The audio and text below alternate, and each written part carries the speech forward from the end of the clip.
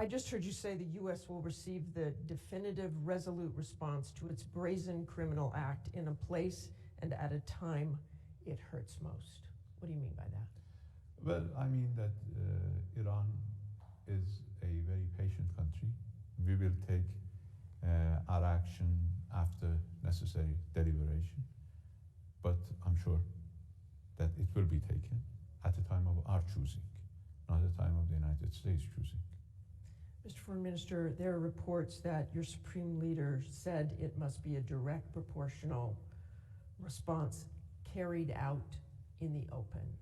Does that mean Iran will acknowledge whatever happens next? Once we do it, yes, we will. We don't carry cowardly acts of terror like the United States. So you will immediately say Iran is responsible for whatever this action is? When we do it, we will announce it. Much anticipation. U.S. President Donald Trump made good on a signature campaign promise, solidifying his America First agenda. I am announcing today that the United States will withdraw from the Iran nuclear deal. This was a horrible, one-sided deal that should have never, ever been made. The U.S. negotiated the agreement with Iran in 2015, along with the United Kingdom, France, Germany, China, and Russia, to limit Iran's nuclear program in exchange for sanctions relief. With the announcement, the United States now reimposes tough economic sanctions on Iran's oil and banking sectors that had been lifted, arguing Iran did not live up to its end of the agreement. We have definitive proof that this Iranian promise was a lie. Even though U.S. intelligence, the United Nations, and European allies maintain Iran has been compliant under the agreement, Trump cited a recent Israeli report that Iran had not been truthful about its activities before entering into the deal. Trump also argues the agreement should have dealt with Iran's military pursuits in the region and its ballistic missile program. On Capitol Hill, the top Senate Democrat disagrees. And to me, the right thing to do would have been to try and come up with our allies with an agreement on those issues and let the nuclear part of this continue as is, because it's not being violated in any way.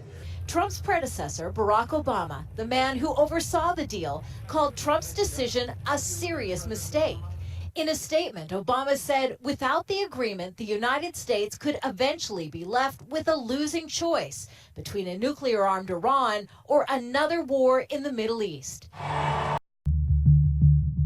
Middle East is one of the most complex regions in the world. Currently, there are 4 failing states and 3 wars, with major powers increasingly taking opposite sides. Countless armed militias and terrorist groups are spreading violence across borders. The region has seen conflict after conflict going back well into the 20th century. But among all the uprisings, civil wars, and insurgencies, 2 countries always seem to be involved: Saudi Arabia and Iran.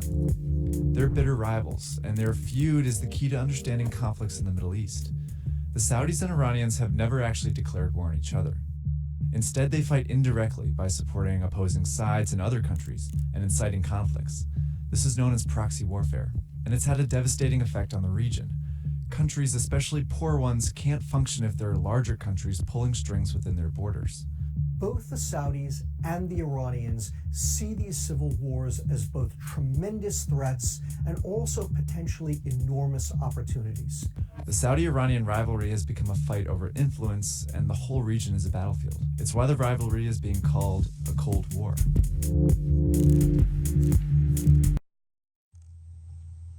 The Shah of Iran was unusually and refreshingly open in our several interviews. When I used a phrase he didn't like, he clearly enjoyed the chance to throw it back at me. As you know, I have been across the Gulf that you call Persian and they call Arabian. Why do you call it Gulf? You have been to school, or haven't you? Yes. What was the name that you have read during your school days? Persian Gulf. All right.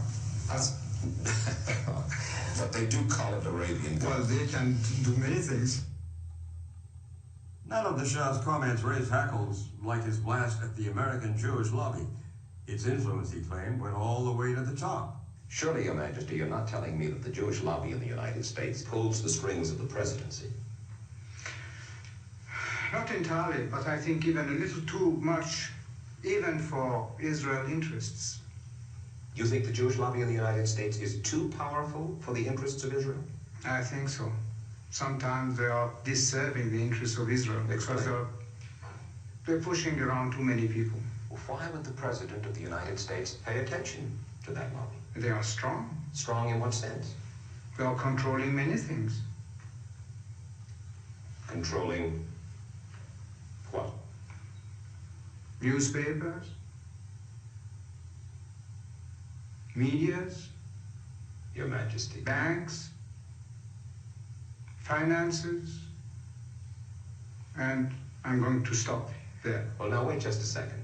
You really do believe that the Jewish community in the United States is that powerful? They make the media reflect their view of foreign policy? Mm-hmm. Yes. They do not report, we do not report honestly? Don't mix things, please. I don't say the media. I say in the media they have people. Not the entire media. Some newspapers will only reflect their views, yes.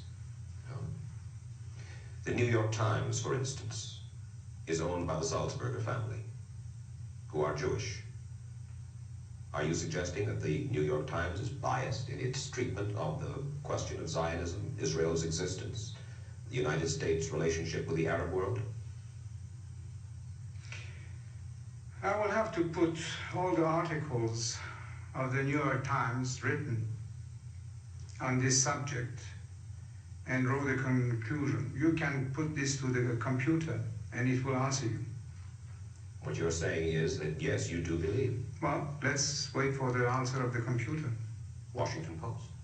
The same. The networks? Less. I must say you are speaking with your characteristic candor. Yes, if you like. I try to be candid, I have always been.